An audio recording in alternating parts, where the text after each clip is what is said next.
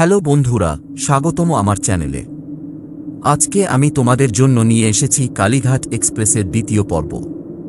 যদি তোমরা প্রথম পর্বটি মিস করে থাকো তাহলে সেটা অবশ্যই দেখে নাও। আজকের গল্পটি আরও গাঢ়, আরও অন্ধকার এবং আরও ভয়াবহ।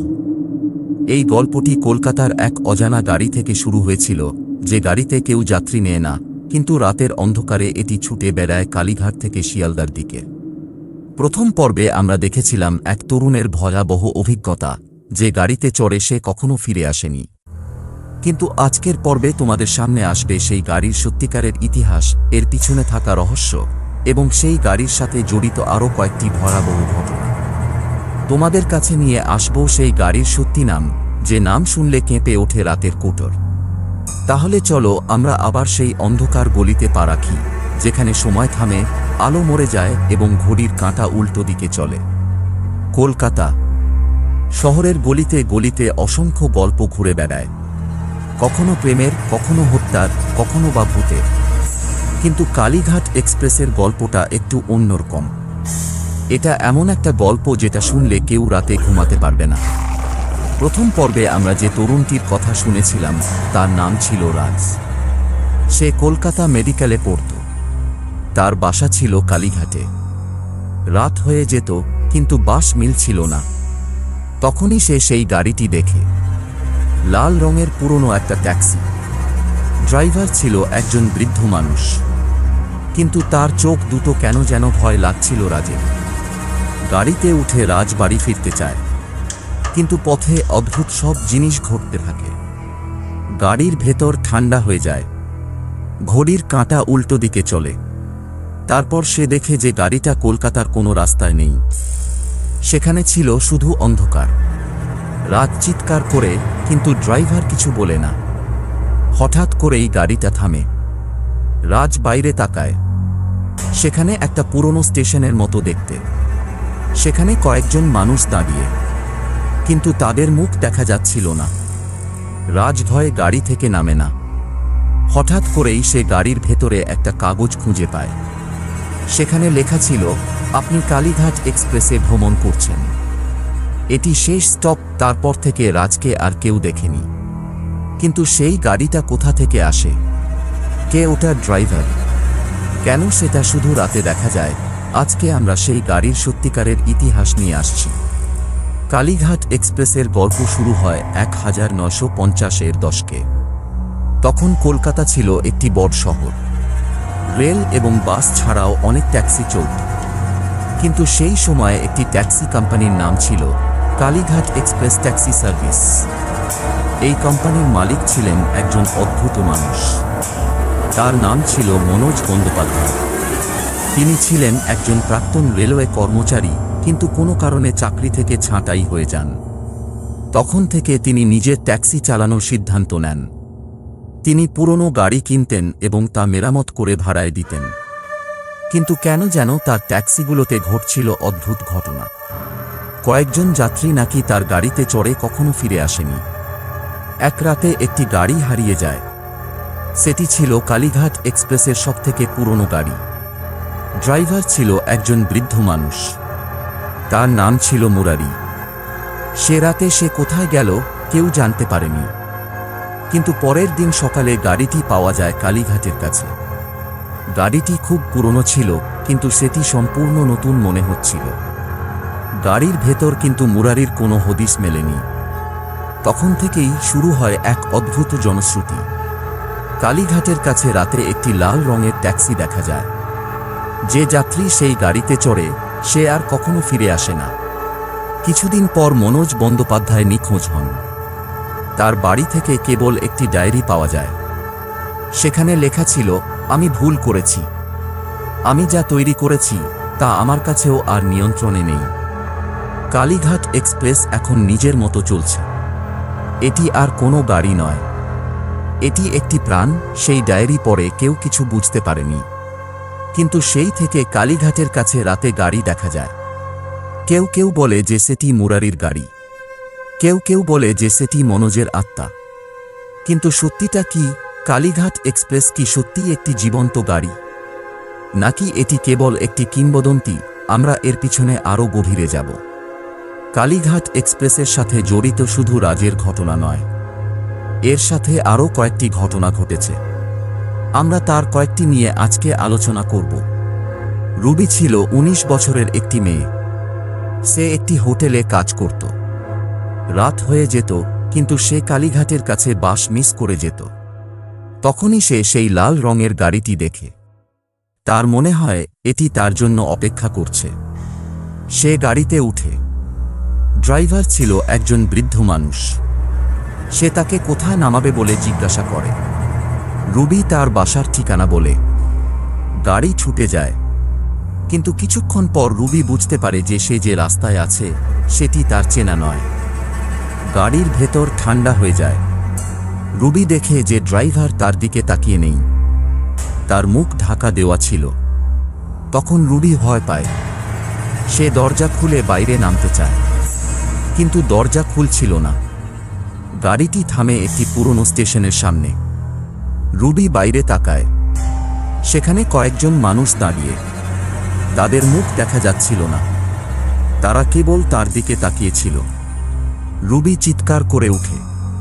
তখন গাড়ির ভেতর থেকে একটি কাগজ খুঁজে পায়।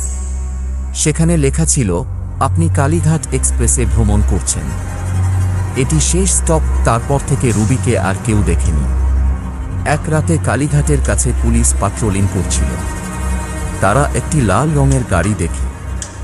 গাড়িটি ছিল খুব পুরনো।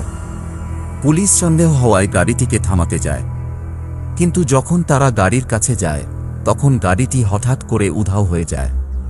পুলিশ অবাক হয়। তারা সেখানে একটি কাগজ পায়।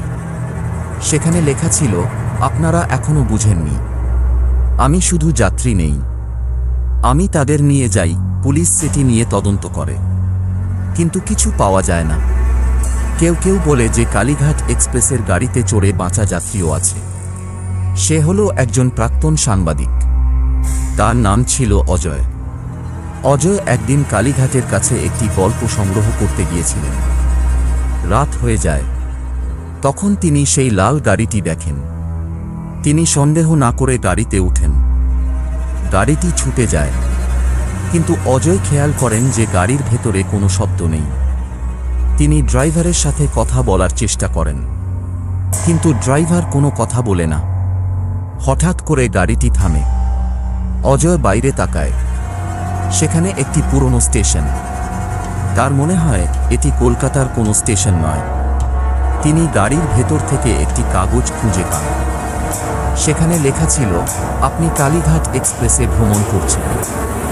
এটি শেষ স্টপ। অজয় ভয়ে গাড়ি থেকে নামেন না। তিনি কেবল চোখ বন্ধ করে নিজেকে সামলানোর চেষ্টা করেন। যখন তিনি চোখ খোলেন তখন তিনি দেখেন যে তিনি কালীঘাটের কাছে দাঁড়িয়ে আছেন। গাড়িটি আর নেই। অজয় তখন থেকে কখনো রাতে বাইরে বের হন না। কালীঘাট এক্সপ্রেস কি সত্যিই একটি গাড়ি, নাকি এটি কোনো ভূতের গাড়ি, কিংবা এটি কোনো অতিপ্রাকৃত শক্তি? এ প্রশ্নের উত্তর খুঁজতে গিয়ে অনেক গবেষক তাদের জীবন উৎসর্গ করেছেন, কিন্তু কোনো স্থায়ী উত্তর মেলেনি। কিছু মানুষ বলে যে কালীঘাট এক্সপ্রেস হলো একটি অতিপ্রাকৃত শক্তি, যে শক্তি মানুষের আত্মা নিয়ে যায়। কিছু মানুষ বলে যে এটি মনোজ বন্দ্যোপাধ্যায়ের তৈরি একটি যন্ত্র, যে যন্ত্র মানুষের আত্মা খায়। কিছু মানুষ বলে যে এটি একটি সময়যান, যে যান দিয়ে মানুষ অন্য সময়ে চলে যায়, কিন্তু আর ফিরে আসে না। কিন্তু সবচেয়ে আশ্চর্যের বিষয় হল, কালীঘাট এক্সপ্রেস কেবল রাতে দেখা যায়, এবং সেটি কেবল সেই মানুষকে নেয় যারা নিজেদের ভাগ্য পরীক্ষা করতে চায়। একজন গবেষক বলেছিলেন, কালীঘাট এক্সপ্রেস কেবল একটি গাড়ি নয়, এটি একটি পরীক্ষা, যে পরীক্ষায় মানুষ তার ভয়কে মুখোমুখি হয়। যারা ভয় পায় তারা বাঁচে, আর যারা ভয় পায় না তারা কখনো ফিরে আসে না। কিন্তু কেন এটি ঘটে? কেন এটি কেবল রাতে দেখা যায়? কেন এটি কেবল কালীঘাটে দেখা যায়? এসব প্রশ্নের উত্তর খুঁজতে গিয়ে আমরা এক অন্ধকার গলিতে পা রাখব। কালীঘাট কলকাতার একটি প্রাচীন এলাকা। এখানে অনেক প্রাচীন মন্দির আছে, কিন্তু এর পিছনে একটি অতীত আছে যা কেউ জানে না। 1900 এর দশকে কালীঘাটে একটি ভয়াবহ ঘটনা ঘটেছিল। সেখানে একটি বিখ্যাত তান্ত্রিকের বাস ছিল। তার নাম ছিল কালীকিঙ্কর। তিনি ছিলেন একজন অতি শক্তিশালী তান্ত্রিক। তিনি একটি যন্ত্র তৈরি করেছিলেন। সেটি ছিল একটি যান, যে যান দিয়ে মানুষ অন্য জগতে যেতে পারবে। কিন্তু সেই যান তৈরি করতে গিয়ে তিনি একটি ভুল করেছিলেন। তিনি সেই যানটিকে নিয়ন্ত্রণের বাইরে রেখেছিলেন। ফলে সেটি নিজের মতো চলতে শুরু করে। কালীকিঙ্কর চেষ্টা করেছিলেন তা ধ্বংস করতে, কিন্তু পারেননি। তিনি শেষমেশ নিজেকে তার সাথে বলি দেন। তার আত্মা যানটির মধ্যে ঢুকে যায়। তখন থেকে সেটি কালীঘাট এক্সপ্রেস নামে পরিচিত হয়। তারপর থেকে সেটি রাতে ঘুরে বেড়ায়। যারা তাতে চড়ে তাদের আত্মা সে নিয়ে যায়। তাদের সাথে সে কোথায় যায় কেউ জানে না।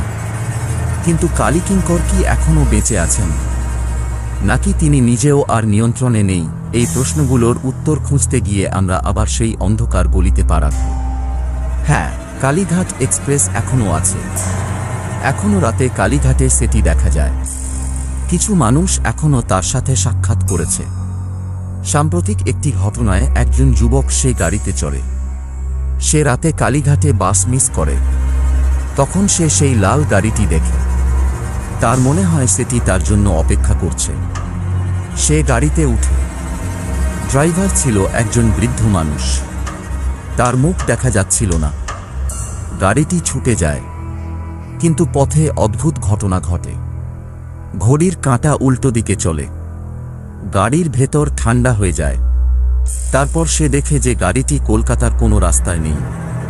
সেখানে ছিল শুধু অন্ধকার। গাড়িটি থামে একটি পুরনো স্টেশনের সামনে। সেখানে কয়েকজন মানুষ দাঁড়িয়ে। তাদের মুখ দেখা যাচ্ছিল না। যুবক ভয়ে গাড়ি থেকে নামে না।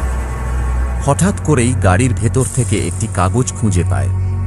সেখানে লেখা ছিল, আপনি কালীঘাট এক্সপ্রেসে ভ্রমণ করছেন। এটি শেষ স্টপ। তারপর থেকে যুবককে আর কেউ দেখেনি। কিন্তু একজন মানুষ বলেছিলেন যে কালীঘাট এক্সপ্রেসকে রোজ সেই মানুষকে নেয় যারা নিজেদের ভাগ্য পরীক্ষা করতে চায়। যারা ভয় পায় তারা বাঁচে। যারা ভয় পায় না তারা কখনো ফিরে আসে না। তাহলে কি কালীঘাট এক্সপ্রেস এখনো আছে? হ্যাঁ, আছে। এবং সে এখনো তার যাত্রী খুঁজছে। কালীঘাট এক্সপ্রেসের সাথে সাক্ষাৎ হলে কি করবেন? কিভাবে বাঁচবেন? একজন প্রাক্তন যাত্রী বলেছিলেন, আপনি যদি কালীঘাট এক্সপ্রেসে চড়েন তবে কিছু নিয়ম মানুন। গাড়িতে উঠবেন না যদি ড্রাইভারের মুখ না দেখতে পান। গাড়ির ভেতর কোনো কাগজ পেলে তা পড়বেন না।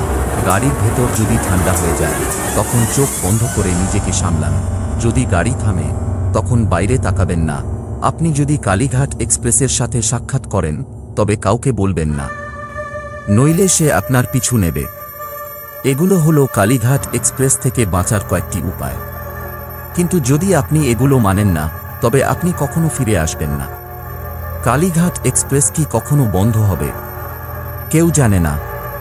কিন্তু একজন তান্ত্রিক বলেছিলেন, কালীঘাট এক্সপ্রেস কখনো বন্ধ হবে না। যতক্ষণ না মানুষ ভয় পাওয়া বন্ধ করবে ততক্ষণ এটি চলবে। তাহলে কি এটি কখনো বন্ধ হবে? সম্ভবত না, কারণ মানুষ সবসময় ভয় পায়। আর কালীঘাট এক্সপ্রেস তার যাত্রী খুঁজে পাবে। কালীঘাট এক্সপ্রেস কি সত্যি ঘটনা, নাকি এটি কেবল কিংবদন্তি?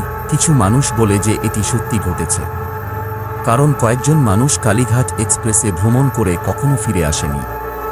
কিন্তু কিছু মানুষ বলে যে এটি কেবল একটি কিংবদন্তি। এটি একটি গল্প যা মানুষ রাতে ভয় দেখানোর জন্য বলে। কিন্তু যারা এটি দেখেছে তারা বলে যে এটি সত্যি। আপনি কি বিশ্বাস করেন আমি জানি না, কিন্তু যদি আপনি কখনো কালীঘাটের কাছে রাতে লাল রঙের গাড়ি দেখেন তবে তাতে চড়বেন না, কারণ এটি কেবল একটি গাড়ি নয়, এটি কালীঘাট এক্সপ্রেস। তাহলে বন্ধুরা, এই ছিল কালীঘাট এক্সপ্রেসের দ্বিতীয় পর্ব। আশা করি তোমাদের ভালো লেগেছে। যদি তোমরা আমার গল্পটি পছন্দ করে থাকো তাহলে লাইক, কমেন্ট এবং শেয়ার করো। আর চ্যানেলটি সাবস্ক্রাইব করে রাখো যাতে আমার নতুন গল্পগুলো মিস না করো। আর যদি তোমাদের কাছে কোনো ভয়াবহ গল্প থাকে তাহলে কমেন্টে জানাও, হয়তো সেটি আমি পরবর্তী ভিডিওতে নিয়ে আসব। তোমাদের সবার জন্য অসংখ্য ধন্যবাদ। আবার দেখা হবে আমার পরবর্তী ভিডিওতে। আর ভুলো না, রাতে লাল রঙের গাড়িতে চড়বেন না, কারণ এটি কেবল একটি গাড়ি নয়, এটি কালীঘাট এক্সপ্রেস।